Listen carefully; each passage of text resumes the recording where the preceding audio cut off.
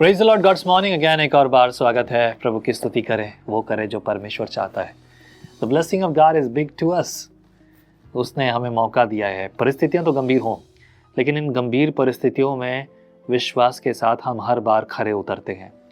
यही बात हमें परमेश्वर बार बार कहता है, बेटा डर मत, मैं हूँ तेरे साथ। लेकिन मनुष्य नहीं मानता। एक्चुअली जब समस्या आती है तब बहुत मुश्किल होता है, बर्दाश्त से बाहर होता है कई बार, लेकिन बर्दाश्त तो करना पड़ेगा। यही वो कहता है कि जो अंत तक धीरज धरे मुकुट वही पाएगा। चैप्टर 6 आज हम पढ़ेंगे। एजरा की पुस्तक, उसका 6वां अध्याय और वचन 1 से मैं पढ़ रहा हूँ। तब राजा दारा की आज्ञा से बेबीलोन के पुस्तकालय में जहाँ खजाना भी रहता था खोज की गई। मादे नामक प्रांत के अहमता नगर के राजगढ़ में एक पुस्तक मिली जिसमें यह वृत्तांत लिखा था।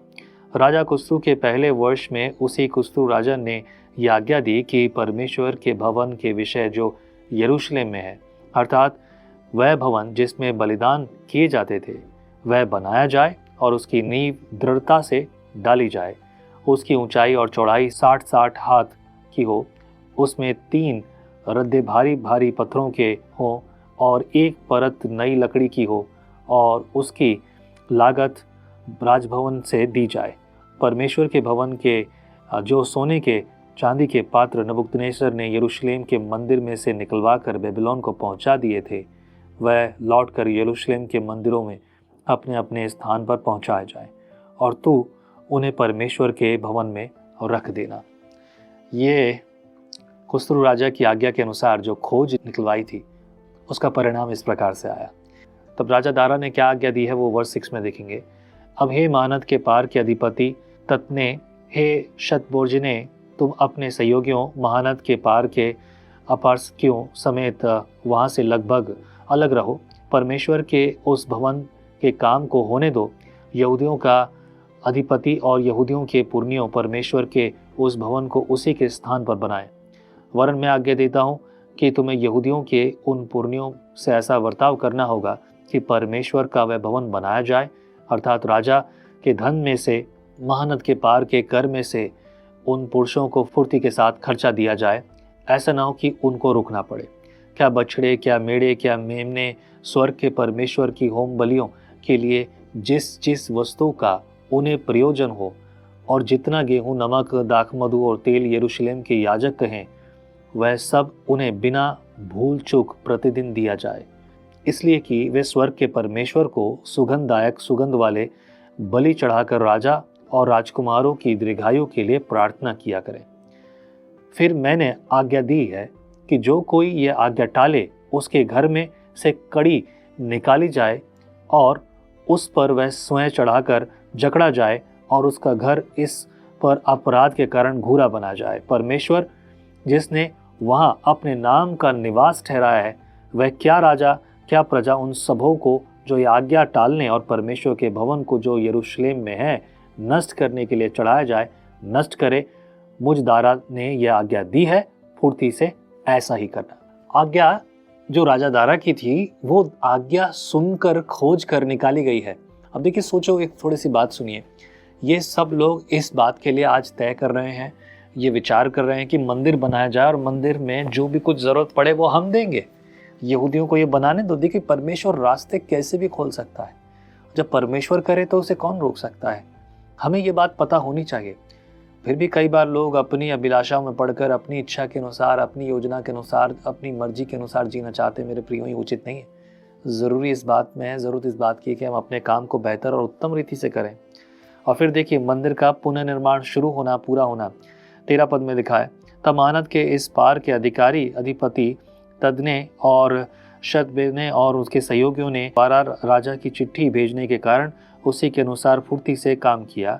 तब यहूदी पुरनिय हग्गे नबी और इद्दो के पोते जकरिया के नबूवत करने से मंदिर को बनाते रहे और सफल भी हुए। उन्होंने इज़राइल के परमेश्वर की आज्ञा के अनुसार और फारस के राजा कुस्रू द्वारा और अरशद की आज्ञाओं के अनुसार बनाते बनाते उसे पूरा कर दिया। इस प्रकार वह भवन राजा दारा के राज्य के 8वें वर्ष में अदार महीने के 3रे दिन को बनकर समाप्त हुआ। इजरायली अर्थात याजक, लेवी और अन्य जितने बंधुआई से आए थे, उन्होंने परमेश्वर के उस भवन की प्रतिष्ठा उत्सव के साथ की। उस भवन की प्रतिष्ठा में उन्होंने 100 बैल और 200 मेढ़े और 400 मेमने और फिर सब इज़राइल के निमित्त पाप बलि करके इज़राइल के राजाओं की गिनती के अनुसार 12 बकरे चढ़ाए।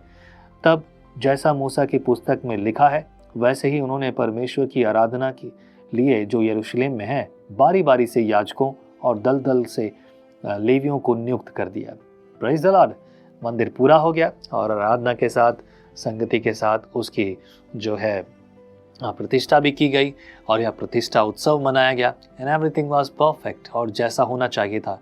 हर एक के लिए, हर एक गोत्र के लिए, उनके लिए जैसे बलिदान चढ़ाने थे वैसे सब कुछ किया गया और नियुक्त किए गए अलग अलग समय के लिए जो सेवा के लिए लोग थे। मेरा एक सवाल है, इस सवाल को मैं चाहता हूँ कि आप इसको जवाब दें मुझे कमेंट बॉक्स में। आपकी इच्छा है, बट ये सवाल आप अपने मन में रखिए। सवाल यह है कि कई बार लोग अक्सर ये कहते हैं कि सेवकों को काम करके परमेश्वर की सेवा करनी चाहिए, मतलब नौकरी करें या कोई और काम करें या फिर उसके बाद आकर प्रभु का वचन प्रचार करें। ये अक्सर कहा जाता है और इस पर मंथन भी होता है, मतलब विचार विमर्श भी होता रहता है। आपको क्या लगता है कि एक सेवक बाहर भी नौकरी करे और फिर उसके बाद में आके परमेश्वर की सेवा करे, ये सही है या गलत है? आपको क्या लगता है? मेरे शब्दों को गौर से सुनिएगा, तभी आपको बात मेरी समझ में आएगी। वर्स 19। फिर पहले महीने के 14वें दिन को बंधुआई से आए हुए लोगों ने फसह माना, क्योंकि याजकों और लेवियों ने एक मन होकर अपने अपने को शुद्ध किया था, इसलिए वे सब के सब शुद्ध थे। उन्होंने बंधुआई से आए हुए सब लोगों और अपने भाई याजकों के लिए और अपने अपने लिए फसह के पशु बलि किए। तब बंधुआई से लौटे हुए इजरायली और जितने और देश की अन्य जातियों की अशुद्धता से इसलिए अलग हो गए थे कि इजराइल के परमेश्वर यहोवा की खोज करें, उन सबों ने भोजन किया। वे अख़मीरी रोटी का पर्व 7 दिन तक आनंद के साथ मनाते रहे, क्योंकि यहोवा ने उन्हें आनंदित किया था। और अश्शूर के राजा का मन उनकी ओर ऐसा फिरा कि वह परमेश्वर अर्थात इजराइल के परमेश्वर का भवन उनके काम में उनकी सहायता करे। And this is the end of chapter 6। क्या है, जब परमेश्वर किसी काम को बनाए, लिखा है ना, जो भवन यहोवा ने बनाया तो बनाने वाले की मेहनत व्यर्थ है। जब परमेश्वर ने बनाया तो ये सब कुछ आसान हुआ। राजा सुलेमान के समय सब कुछ आसान था, सारी चीज़ें उसके पास आ गई, सब कुछ उसने इकट्ठा किया और जो प्रतिष्ठा हुई ना उस समय, जो मान सम्मान हुआ, पूरी दुनिया में मशहूर था। आज यहाँ पर दूसरे लोग आकर सामर्थ्य के साथ बना रहे हैं। This is the beautiful one.